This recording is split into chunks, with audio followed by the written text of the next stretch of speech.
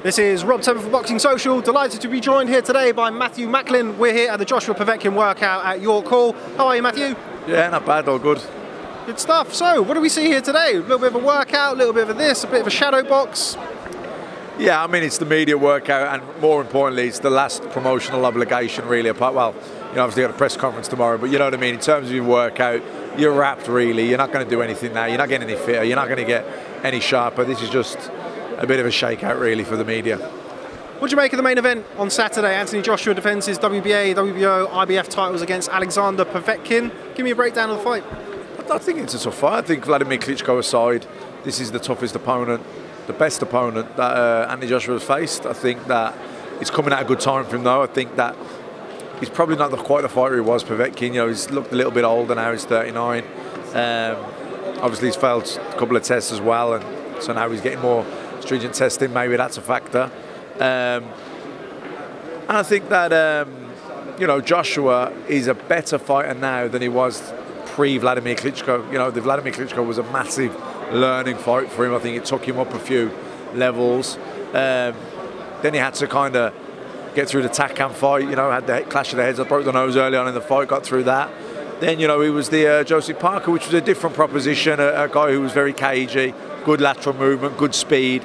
And I thought he fought a very disciplined fight. I thought he stuck to tactics, listened to his corner, and he controlled the fight behind the jab from the centre of the ring. Why would he take chances? It was on Joseph Parker to change the flow of the fight, not Anthony Joshua. He was winning every round. So I think that the discipline and patience and the tactical awareness he showed in the Parker fight, married with maybe some of the digging in deep, inside work that he did in the Klitschko fight. I think maybe he has to put a bit of that together in this fight, and I see him winning it, probably on points, because I think that Povetkin's a very durable guy and he's clever and experienced, and when he does get hurt, he seems to be able to get through the moment. So giving him the benefit of that, the respect that you know, he's a durable guy, I'd probably see it going the 12 rounds.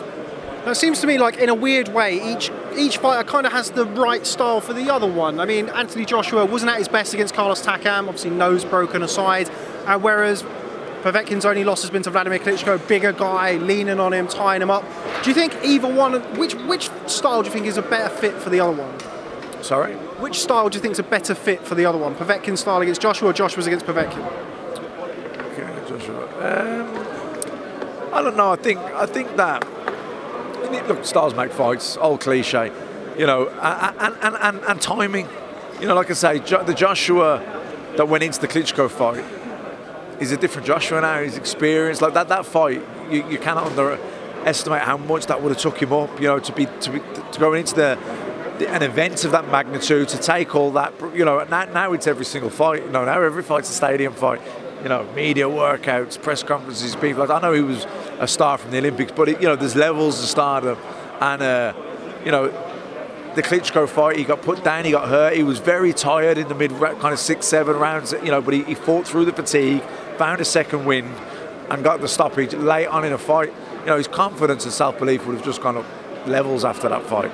You know, then he had to put up with the Pulev pulling out. He had to cope then with a completely different proposition. He hadn't had the sparring for the likes of attack and broke the nose earlier. And like I say, over the last couple of years, he's really gained a lot of valuable experience, which is necessary going in against someone like Povetkin, who's very experienced and is a really good fighter. But I also think over that period of time, Povetkin's got a little bit older as well, and it's, you know, it's good timing. But I think it's a tough fight. I think he's still experienced enough. What he's lost in youth, Povetkin, he's probably gained in experience, and I think he's still probably the second best opponent that Anthony Joshua has faced, and I think that he'll give him problems because of his experience and because of his danger with the left hook and the right hand. You know, the right hand that set the wheels in motion for the stoppage with Price was the right hand over the top. It was the left hook that was the finishing punch, but the right hand did the initial damage. So I think it's a tough fight, but I think that it's his mandatory challenger.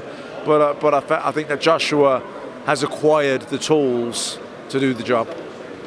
Sorry, Matthew, you just went all dark there. Yes, back to this fight. Anthony Joshua, do you think he's under any additional pressure? I mean, the last fight against Joseph Parker saw him go the distance for the first time. There's obviously all of the Wilder Fury talk in the background. Is he under any additional pressure to look good in this fight against Povetkin? I mean, there's probably I think the general wider public will probably want to see epic battles like the Klitschko one every single time, but that's not going to happen, you know what I mean? And luckily for Joshua, he's got a very kind of level-headed coach in Robert McCracken who won't buy into all of that hype or what people expect and what people want. He won't do that. Cut that off. We're just sticking to what boxing needs to be done, and he'll know that, you know, this fight is a dangerous opponent. This, you know, probably going to go 12 rounds. Could he knock him out? Yeah, he could.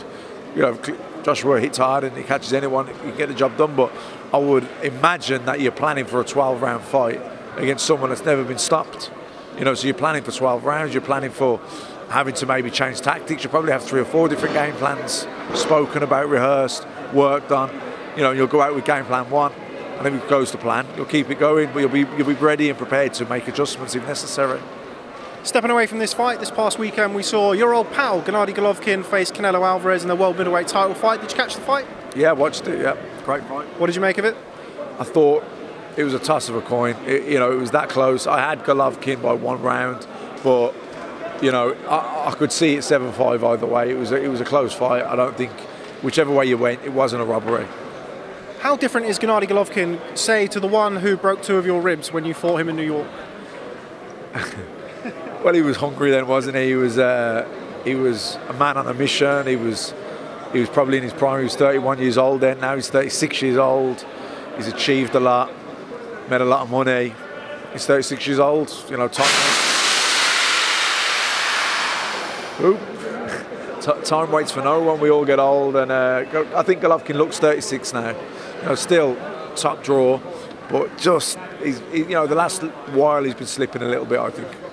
Do you think there's any legs in a third fight between the pair? Yeah, I think so, because they were so close. You know, a lot of people thought Golovkin won. A lot of people thought Canelo won. It was. You know, you asked 10 people, 5 would say Canelo, 5 would say Golovkin. It was a close fight. I thought the first fight, Golovkin was very unlucky. I thought he won the first fight clearly. Competitive fight, but I thought he clearly won 7, if not 8 of the 12 rounds. This one, I couldn't say that. 7-5 either way.